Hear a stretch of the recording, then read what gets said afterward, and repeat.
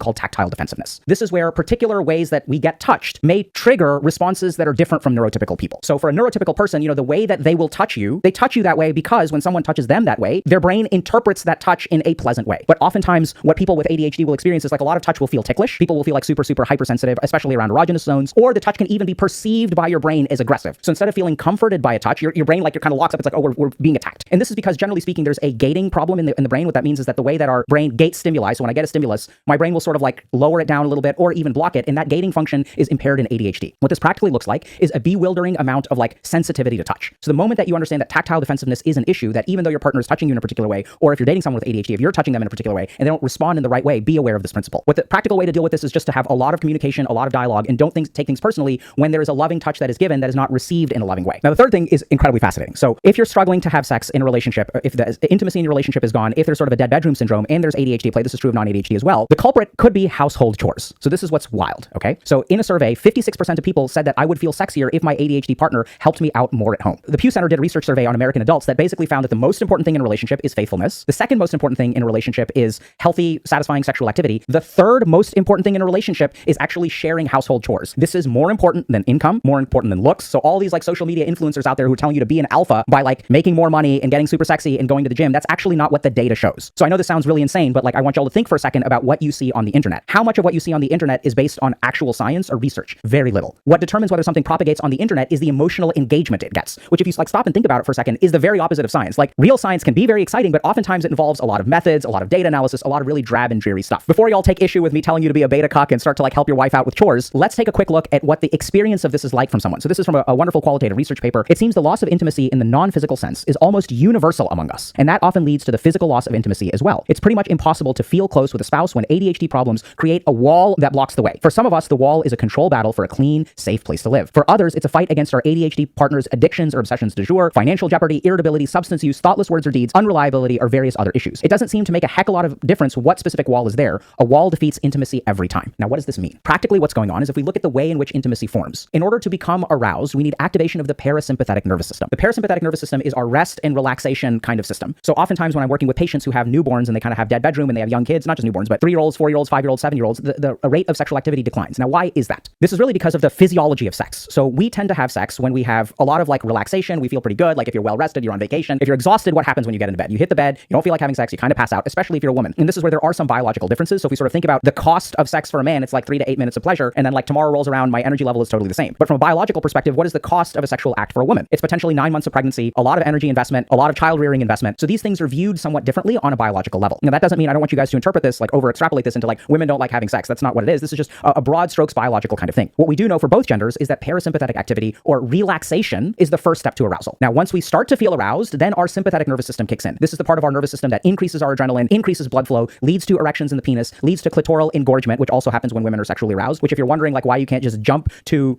engaging with the clitoris with fingers, mouth, whatever, and why women like may be turned off from that, it's because actually women need a certain amount of clitoral engorgement from increased blood flow that comes from the parasympathetic nervous system to prime those nerves to make it actually feel like it's pleasurable. So practically what this looks like is, when I have patients who have ADHD, they're in a high stress state. You come home, there's dishes in the sink, the trash is overflowing, we've got to pay these bills, we've got to pick up this thing, your kid needs this kind of birthday gift. So there's just so much overwhelming work. And by the way, 96% of people who are in relationships with people with ADHD also feel like their partner is a burden to them in some way. And 92% of people in relationships with people with ADHD also feel like they have to compensate for the lack of organizational contributions from their partner. So what this practically means is that if your house is a mess, if your shit isn't taken care of, you will be in a high stress state. Once you're in a high stress state, the circuitry that makes you aroused gets disabled. And this is why it's crazy, but like the most arousing thing you can do for your girlfriend or wife is actually housework.